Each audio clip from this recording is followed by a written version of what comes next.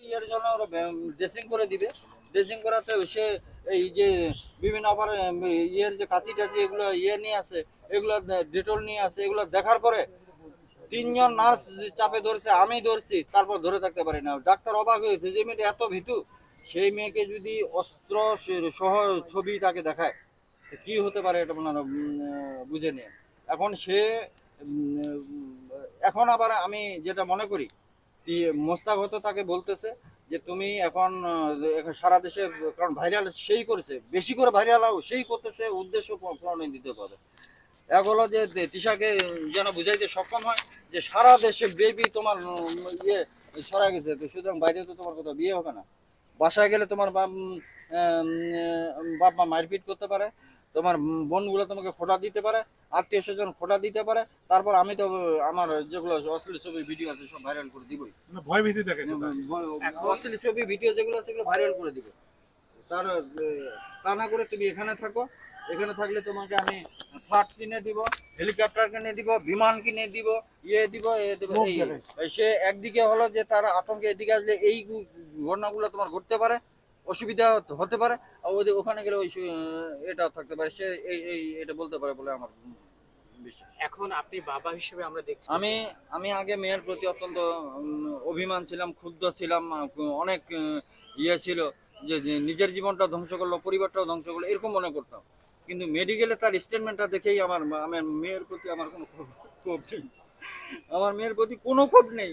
মেয়ে যদি আসে, আমি বুঝতে পারছি যে মেয়েটি, আমার মেয়ে পরিস্থিতি শিকার, সেটা আমি বাবা হিসেবে বুঝতে হয়তো সক্ষম হয় নাই। আমি তারপরে আমি আগে অনুভব করছি যে তাকে ব্ল্যাকমেল তাকে করছে, কারণ ভিডিওগুলোতে, এই ভিডিওগুলোতে যখন আমরা দেখছি, তো ভিডিওগুলোতে দেখেই তো বুঝে গেছি যে তাকে ব্ল্যাকমেল করেছে। কিন্তু আরো ওভার শিওর আমরা হয়ে গেলাম যখন মেডিকেলে সে স্টেটমেন্টটা দিল যে তাকে অশ্লীল ছবি ভিডিও তুলে জিম্মি করছে, এবং এই জিম্মির এক পর্যায়ে তাকে কাবিননামা সই চাইছে, কাবিননামা সই না দিলে এগুলো ভাইরাল করে দিবে, এই মর্মে লিখছে। তারপর আপনারা শুনে আরো অবাক হইবেন, কাবিননামায় যে স্বাক্ষর দিছে, সাক্ষী দিছে তার বাড়ির দুইজন চাকর। আমার মেয়ের প্রতি আমি যেটা আহ্বান জানাবো যে তুমি তোমার যতই পাহারা বসায় রাখুক গেটের সামনে, যে কোনো কৌশলে তুমি সেখান থেকে বের হয়ে আসো। তোমার প্রতি আমার কোনো অভিমান নাই, তোমার প্রতি কোনো রাগ নাই, কারণ তুমি তুমি এক নির্মম নির্যাতনের শিকার, নির্মম পরিস্থিতির শিকার। আমি তোমার মেডিকেল স্টেটমেন্ট দেখে আমি হতবাক হয়ে গেছি। সুতরাং তোমার প্রতি আমার কোনো ক্ষোভ নেই। মোস্তাক যেটা বলতেছে তোমাকে মারপিট করতে পারে, ইয়ে উত্তরে আমরা আমরা একজন বিবেকবান মানুষ, তোমার এই এই পরিস্থিতি, এই বিষয়গুলো দেখে আমি তোমাকে বুকে জড়া ধরবো, এবং তোমাকে আরো কিভাবে সামনে এগিয়ে নিয়ে যায়। তোমার স্বপ্ন ডাক্তার হবো, তুমি আমাকে বলছো যে আবু আমি ডাক্তার হবো, আমি বায়োলজি কম্পালসারি সাবজেক্ট, আমি বললাম ঠিক আছে নাও। তোমার আজকে সব স্বপ্ন, এই এক কুলাঙ্গার তোমার সব স্বপ্ন ভেঙে তছনছ করে দিছে। সুতরাং তোমাকে, তুমি ফিরে আসো, আমি আমি তোমাকে লেখাপড়া করাবো। এগুলো মতিঝিলে আরো শিক্ষা প্রতিষ্ঠান আছে, সেখানে লেখাপড়া করে তোমাকে কিভাবে ডাক্তার বানানো যায়, ডাক্তারে করা যায়, সেটা আমি চেষ্টা করে দেবো। মানসিক সমস্যা আমার হয়েছে না মোস্তাকের হয়েছে। মোস্তাকের কাজগুলা দেখলেই মানুষ মানুষ এটা বলা, এটা আমি জনসাধারণের উপর বিচারটা ছেড়ে দিলাম যে আপনারা বিবেচনা, আপনারা মোস্তাকের কর্মগুলো দেখুন, আমার কর্মগুলো, মোস্তাকুল্লার কর্মগুলো দেখে আপনারা রায় দিন মানসিক বিকৃতি কার ঘটেছে। সর্বশেষ হচ্ছে যে বিষয়টা আপনি প্রথমে তাকে ব্ল্যাকমেল, প্রথম থেকেই তাকে তার টার্গেটটাই ছিল তাকে ব্ল্যাকমেল না করলে তাকে সে তো তার কবজায় আসবে না। তার সিস্টেমটাই তো ব্ল্যাকমেল। শুধু নট অনলি তিশা, তার যে প্রথম বউ, সে কেরানি সন্তান, প্রথম বউ তুবা, সে মেডিকেল কলেজের ছাত্রী ছিল, সলিমুল্লাহ মেডিকেল কলেজের ছাত্রী। সুতরাং একটা মেডিকেল কলেজের ছাত্রী একটা কেরানি ছেলেকে বিয়ে করার কথা নয়। সুতরাং সেভাবে তাকেও সেভাবে অশ্লীল ছবি ভিডিও তুলে জিম্মি করে তাকে বিয়ে করছে।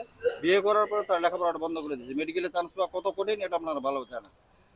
তার লেখাপড়াটা বন্ধ করে দিয়েছে। এক ছেলে এক মেয়ে হয়েছে, তরিমা এবং তন্ময়। হওয়ার পরে তার তার তারপরে তার শ্বশুরবাড়ি বিভিন্ন বিষয় নিয়ে, নারী সংক্রান্ত বিষয় নিয়ে তার সাথে বিভিন্ন ঘটনা ঘটে। এই ঘটনার জের হিসেবে মুস্তাক তুবাকে কলেজে যাওয়ার পথে রাস্তা থেকে তাকে উঠায় নিয়ে গেছে। কারণ কলেজের ড্রেস হলো সালোয়ার কামিজ ওড়না সবগুলো সাদা। সেখান থেকে তাকে উঠায় নিয়ে গেছে। উঠায় নিয়ে যাওয়ার হোটেলে নিয়ে যাওয়ার পরে তাকে মেয়েদের কামিজের ভিতরে যে একটা সাদা শুধু পোশাক থাকে এইটুকু পরেছে, এক কথায় অর্ধনগ্ন। এই অর্ধনগ্ন অবস্থা তাকে তাকে প্রেশার ক্রিয়েট করতেছে, খাও খাও, দাপটের সাথে বলতেছে। এবং নিষ্ঠুর যে কি নিষ্ঠুর আচরণ করছে এটা আপনারা ভিডিওতে হয়তো ফেসবুকে অনেকে দেখছেন। দেখে আপনারা হয়তো মেয়ে আমার, কিন্তু আপনারা হয়তো চোখের পানি ধরে রাখতে পারেন নাই। তো এটা সে এই অবস্থায় যখন তাকে খাইতে বলতেছে, সে খাদ্যের সাথে চেতনা নাশক ওষুধ খাওয়ানোর চেষ্টা করতেছে। আপনার একটা কথা বলে অপহরণ করে নিয়ে চলে গেছিল। যাওয়ার পরে 7 দিন পরে তারপর পাশাপাশি নির্যাতন চালানোর পরে তারপরে ফিরে আসে। কিন্তু জাতীয় পার্টি ক্ষমতা থাকার কারণে পুলিশ আর যেহেতু যে জাতীয় পার্টি কমিশনার ছিল আর জাতীয় পার্টি গণতান্ত্রিক সরকার ছিল না, সুতরাং সে আর বেশি দূর আগায় নাই। অশ্রুসিক্ত অবস্থা তার অপরাধী শুরু আপনার হলো তাজমহলের যেমন সকাল একটা রং, দুপুরে একটা রং, সন্ধ্যায় একটা রং, এর কোনো রঙের শেষ থাকে না। এত এখন সে বিএনপি শিবপুর থানা বিএনপি সহসভাপতি। তার ক্ষমতার উৎসটা কোথায়? তার ক্ষমতার উৎস অবৈধ টাকা এবং অবৈধভাবে ইনকাম করে, অবৈধভাবে খরচ করে। আপনাদের জীবন নাশের কোনো হুমকি পেয়েছি? আমি আজকে সকাল 10টা 30 মিনিটে আমাকে মোবাইলে আমাকে হুমকি দিয়েছে, বেশি বাড়াবাড়ি করলে আপনার মেয়েকে মেরে ফেলবো।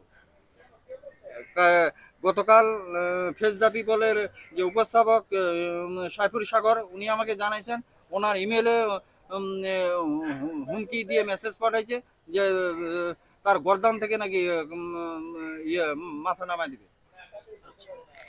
মোস্তাক সাহেব যেহেতু সে এখন আত্মরক্ষা, মোস্তাক এখন অত্যন্ত ভীত সন্ত্রস্ত অবস্থায় আছে। কোন সময় তাকে সে তার গেট যদি কেউ ভিখারি আসে নক করে, সে মনে করে মনে হয় পুলিশ আছে, এই অবস্থায় আছে। সুতরাং সে এখন কোথায় কি করবে মানে খুঁজে পাচ্ছে না। যে মিথ্যা মামলা কত প্রকার হয়েছে, লোকটাই যেহেতু মিথ্যার ফ্যাক্টরি, সুতরাং তার কথা কোনো কথার পাল্টা জবাব আমি দেওয়ার প্রয়োজন মনে করি না। এত কিছুর পরে যদি আপনার মেয়ে ফেরত আসে, সুতরাং যে অবস্থায় হোক, আমার মেয়ে ফেরত আসলে আমি তাকে বুকে জড়ায় নিব এবং তার ট্রেন কোনো কারণে যদি ট্রেন লাইনচ্যুত হয়ে যায়, যেমন ক্রেন দিয়ে ট্রেন আবার লাইনে তুলে সামনের দিকে অগ্রসর, ঠিক সেইভাবে আমাদের আইনিভাবে পদক্ষেপ নিয়েছি। এবং আমি এই আপনাদের মাধ্যমে আমি আপনাদের শরণাপন্ন বা আপনার পাশে থাকায় আমি আমার মেয়েকে মেরে ফেলার যে হুমকি দিল, আমার জীবন নাশের যে কোনো মুহূর্তে করতে পারে, আমি এখান থেকে বাসায় ফিরতে পারবো কিনা আমি সেই আতঙ্কে ভুগতেছি। আপনারা সবাই সংবাদকর্মীরা, আমিও একজন দৈনিক বাংলাদেশ সমাচারের রিপোর্টার, সবাই আমার পাশে থাকবেন, এইটুকু আমি আশা করি। S karate TV.